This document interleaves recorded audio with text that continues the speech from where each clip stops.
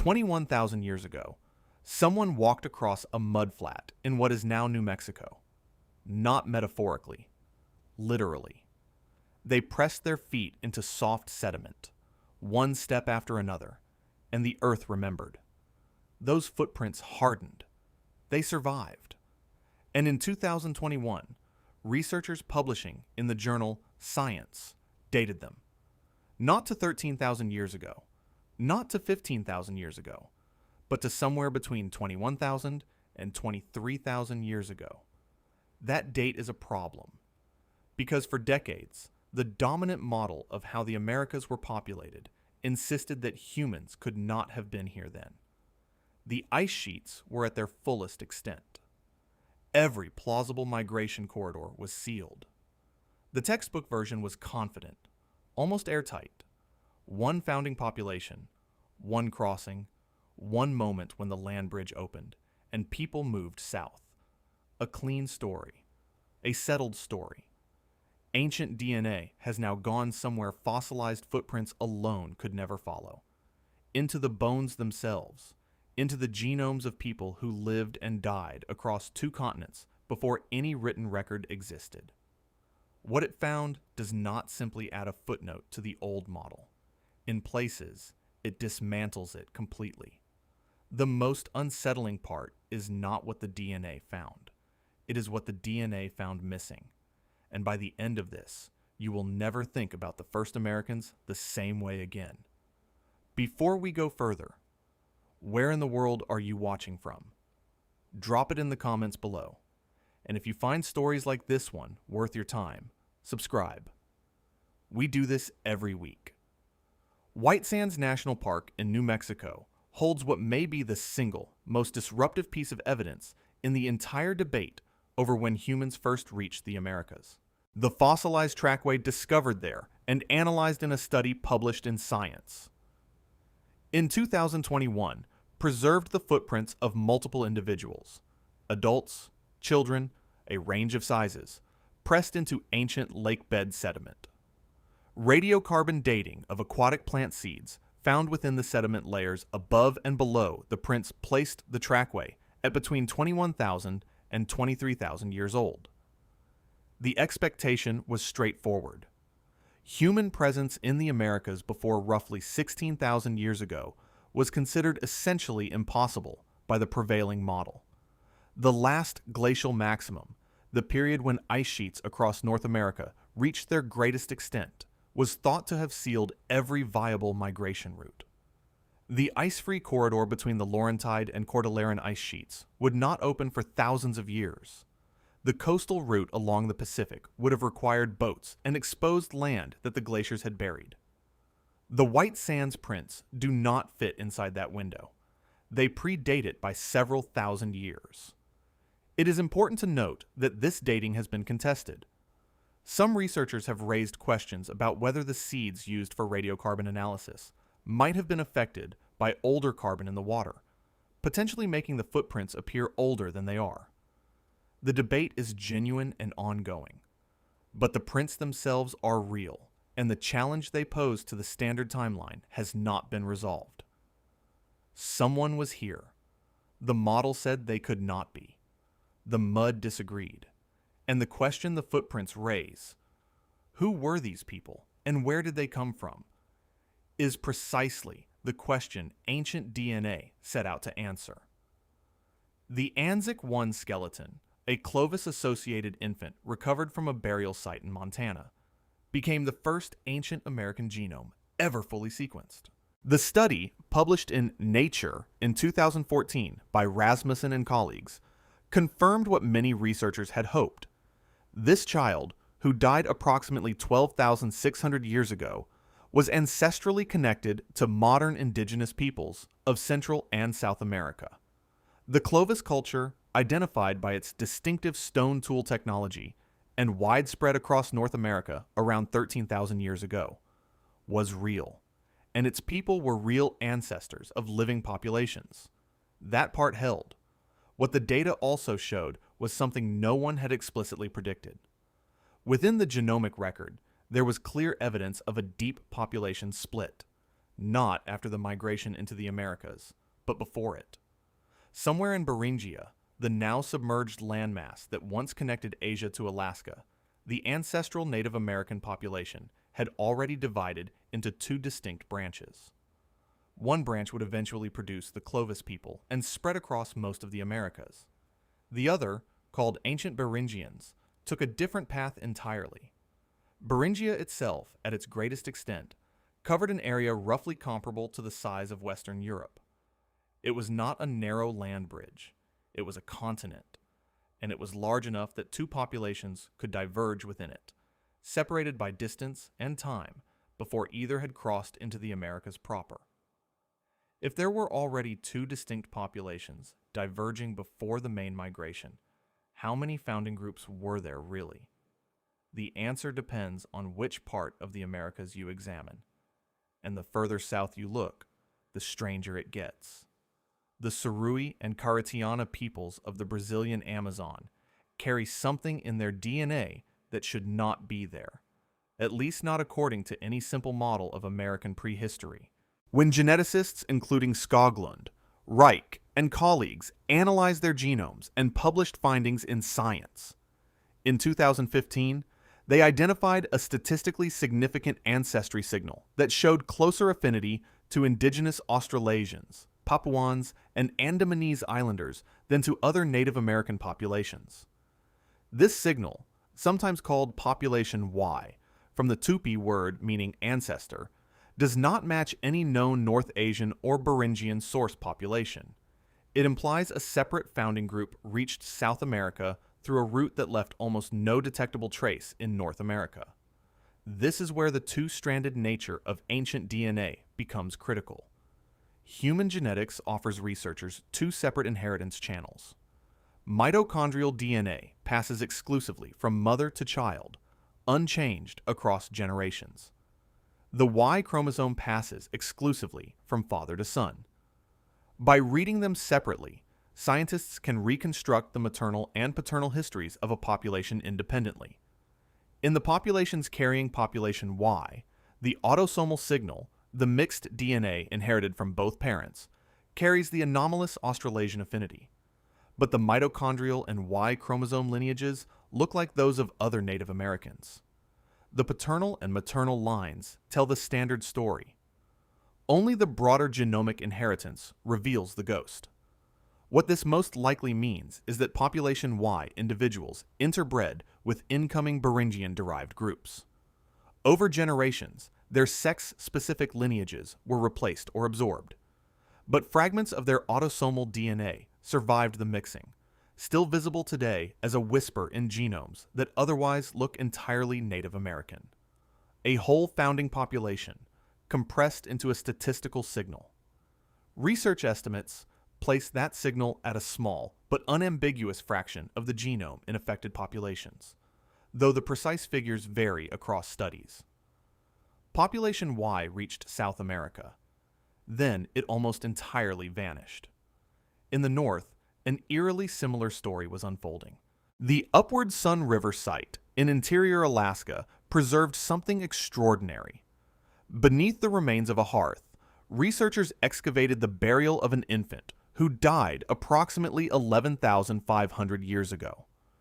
Her genome, analyzed by Moreno-Meyer, Potter, and colleagues in a study published in Nature in 2018, placed her within the ancient Beringian lineage, the sister branch to all other Native Americans, the group that had diverged within Beringia itself before the main southward expansion. The expectation was that ancient Beringian ancestry, as a distinct founding branch, should be detectable across northern North America. These were, by the genetic evidence, an early and established population. They had survived the last glacial maximum in Beringia. They had been present in Alaska for thousands of years. How does an entire founding lineage disappear from the continent it helped populate? The ancient Beringian genetic signature is nearly absent from modern indigenous populations, including those of Alaska and the surrounding region. The lineage that persisted in Beringia across tens of thousands of years, that was alive and present 11,500 years ago, left almost no detectable descendants among living people. To place that disappearance in scale, ancient Beringian ancestry is measurably less present in modern northern indigenous genomes than Neanderthal ancestry is in modern European genomes. A lineage that survived the coldest period of the last ice age, on a landmass the size of a subcontinent, left a fainter trace than a different species that went extinct 40,000 years ago. The DNA cannot tell us what happened, whether it was demographic absorption, the mathematical pressure of small population size, or something more direct. The record does not say. What it says is that the erasure was nearly complete. And in South America, the pattern repeated, on a scale that is harder still to absorb. A landmark study published in Cell in 2018 by Post and colleagues analyzed the genomes of 49 ancient individuals drawn from archaeological sites across South America, spanning a period of roughly 10,000 years before European contact.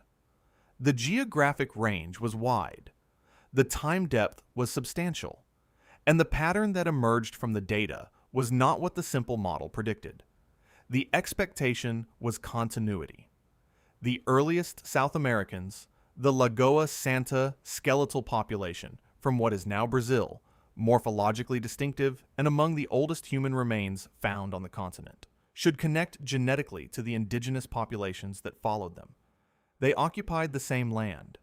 They were the founders. They are largely not the ancestors of the people who came after them. The genetic data showed a major discontinuity between the earliest South American individuals and the populations that appear in the same regions thousands of years later. The founding population of South America, whoever they were, however they arrived, was substantially replaced by later waves of migration, moving southward from the north, well before any European ship crossed the Atlantic. The Lagoa Santa people lived approximately 10,000 years ago. To fix that in time, the Great Pyramid of Giza would not be built for another 5,000 years after their deaths. These were not marginal or transitional people. They were an established population across an entire continent's southern landmass. And they are largely gone from the genetic record of the populations that followed. This happened before contact, before colonization, before any of the historical catastrophes that dominate the modern telling of the Americas story. The displacement did not begin in 1492. It had already been happening, quietly, for thousands of years. Modern indigenous genomes, sequenced across large population samples in the decades since ancient DNA methods matured, preserve something remarkable and something painful. A study by Moreno-Meyer and colleagues, published in Science in 2020, along with a broader body of Reich Lab research, confirmed that despite centuries of colonization, disease, forced relocation, and demographic collapse, the ancient population structure of the Americas remains recoverable from living genomes with striking resolution. The reason is partly biological and partly historical. During the colonial period, European and African ancestry entered indigenous populations predominantly through paternal lineages, a deeply asymmetric pattern reflecting the specific violence of that contact. The consequence, unintended and grim, was that ancient maternal lineages were disproportionately preserved. Mitochondrial haplogroups A, B, C, D, and X, the founding maternal lineages carried into the Americas from Beringia, are still measurable in living indigenous populations. The maternal line became, inadvertently, an archive. Haplogroup X is worth pausing on. Found at low frequencies in both Native American populations and certain populations in the Middle East and Europe, its presence in pre-contact North American remains, particularly in the Great Lakes region, generated decades of fringe theory about transatlantic contact. Ancient DNA closed that argument. Haplogroup X arrived in the Americas via Beringia, traceable to an Asian source consistent with the other founding lineages. The signal that looked like a mystery had an answer. The answer was the same route, the same crossing, a group that carried a lineage also present elsewhere in Asia by independent paths. The living genomes preserved what colonization nearly erased. They became the record. And what that record shows, assembled across every layer of this evidence, produces a picture unlike anything the original model imagined. Pull every layer together and a single picture emerges.